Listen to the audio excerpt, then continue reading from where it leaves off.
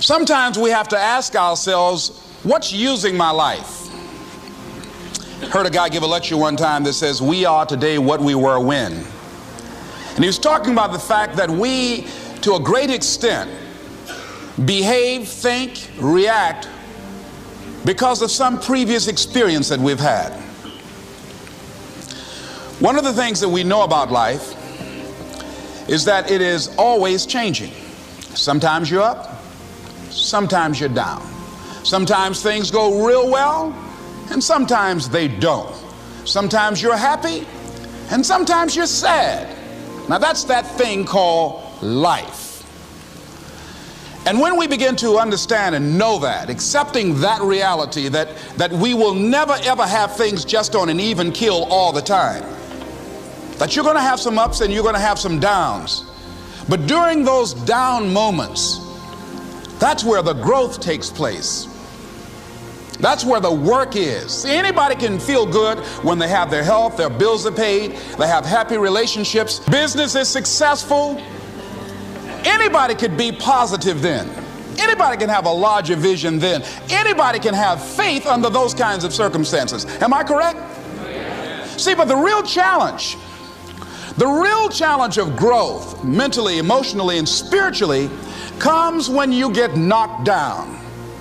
Somebody said that adversity introduces a man to himself or a woman. How you handle it, that's where the growth takes place. When I was facing some challenges, I had a guy say something to me, and I suggest this is one of the first things that you want to do when you're facing a challenge. You want to get unstuck. Evaluate where you are. Look at it. Assess yourself. Assess yourself and assess the situation. What brought you there? What role did you play? Earl Nightingale had a saying I like. He said, all of us are self-made, but only the successful will admit it. What has brought you to this point? What did you learn from it? Are you learning anything, or are you doing it over and over and over again? Somebody said that insanity is doing the same thing in the same way, expecting a different outcome. Are you going through it, or are you growing through it? Are you bigger and better because of it? Because it's not going to leave you until you grow through it. I was going through a major challenge in my life that was wearing me out, that was using me. You see, your mind is when you go into a service station to get gas, you don't go in there and just start pumping. When you push the lever up, it clears the previous bill.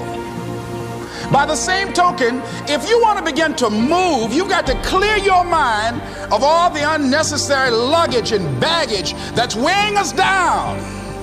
I couldn't move, I couldn't think about what am I going to do to get out of this situation, because I was so concerned about what happened and what he did to me and how bad it was. I was so stuck in that I couldn't even focus on what I should have done. Feeling sorry for myself and angry, and none of that was taking me anywhere. So pretty soon I learned through effort, made a conscious, deliberate, determined effort. I had to let it go. I had to forgive it. Let it go and begin to focus on developing myself. And I say to you, you're going to have people to do things to you. Things are going to happen to you. And the most important thing to do is to harness your will and let it go and move so you can grow, so you can get on with your life. It doesn't matter about what happens to you. What matters is, what are you going to do about it? All of us have experienced some tragedy, and if we haven't, we will. And you can either let it destroy your life, or you can build upon it.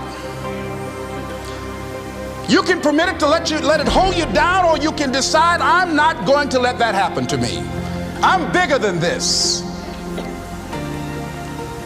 Make a declaration to yourself. Declare all out war that you're going to get out of this rut. I don't care how good you are. I don't care how talented you are. I don't care how much you work on yourself. There are some times when things aren't going to go right. They just are not going to go right. There are times when anything that can happen will happen. Murphy's Law will be knocking at your door. Why? I don't know why. That's called life. And you have to deal with it. Sometimes your life will be in a slump, just like sports. Some of the best shooters can't hit baskets different times in games. They get in a slump. Do they sit on the sideline and say, I just didn't hit a basket today? No, they continue to execute. I suggest to you that if you are facing a challenge, don't stop. Stay busy. Work your plan. Continue to do those things that you know that work for you after you have evaluated yourself in the situation.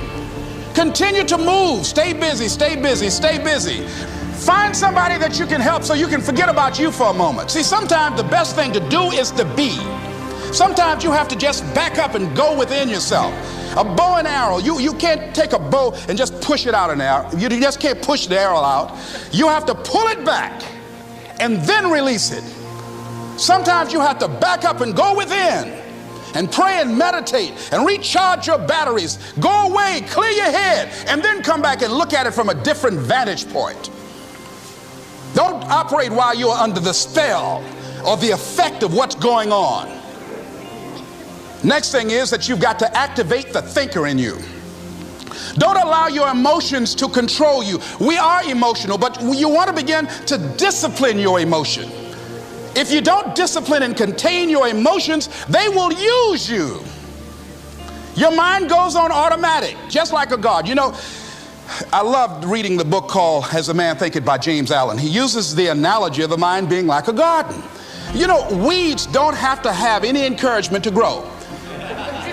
You don't have to water them. They don't have to get sunshine. They don't have to have fertile ground. They will grow through the cracks of a sidewalk. Am I right? But if you want to grow orchids or roses or any kind of exotic flowers, there are special processes and procedures you must go through. Well, by the same token, you don't have to force yourself or motivate yourself to think negatively, to be depressed, to hate somebody, to want revenge, to want to get back at somebody, to beat yourself up over the head, to feel loaded with guilt. You don't have to make any effort to do that. Your mind is on automatic. It will do that by itself. But if you want to begin to move into your own personal greatness, if you want to begin to really enjoy a happy, successful, healthy life, you've got to be willing to go against the tide. You've got to be willing to harness your will and say, in spite of this, I'm in control here. I'm not going to let this get me down. I'm not going to let this destroy me. I'm coming back, and I'll be stronger and better because of it. You have got to make a declaration that this is what you stand for.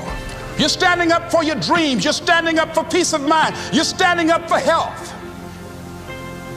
You want it, and you're going to go all out to have it. It's not going to be easy. When you want to change, it's not easy. If it were in fact easy, everybody would do it. But if you're serious, you'll go all out.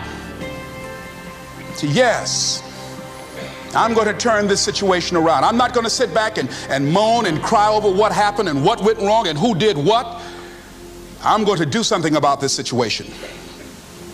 The next thing that is important is that expect things to get better for you, because they are. See, life is cyclic. You're not, whatever experience you're having right now, it has not come to stay. It has come to pass. Not to stay, just to pass. It's just going through. The biggest challenge is to know what's happening. This is a part of this thing we call life. This too shall pass. And maintaining perspective, putting it in perspective. The other thing is take full responsibility for your life. Accept where you are and the responsibility that you're going to take yourself where you want to go. Someone said we have two primary choices in life. We can either accept conditions as they exist, or we can take the responsibility to change them. See, a lot of people want to exempt themselves from taking responsibility. All they want to do is talk about the problem. Every time you see them, they'll tell you their story over and over and over and over again. No, no. You want to take responsibility for your life. I got me here, I can get me out of this. And I'm getting out. I'm not going to be a volunteer victim. George Bernard Shaw said there are two kinds of people in life. You know, he said those that make things happen, those that watch things happen, and those that don't know what happened. And he said the people that get alone in this life look around for the circumstances that they want, and if they can't find them, they make them. They create them. So part of beginning to get unstuck, you've got to decide that the behavior pattern that you have adopted doesn't work for you.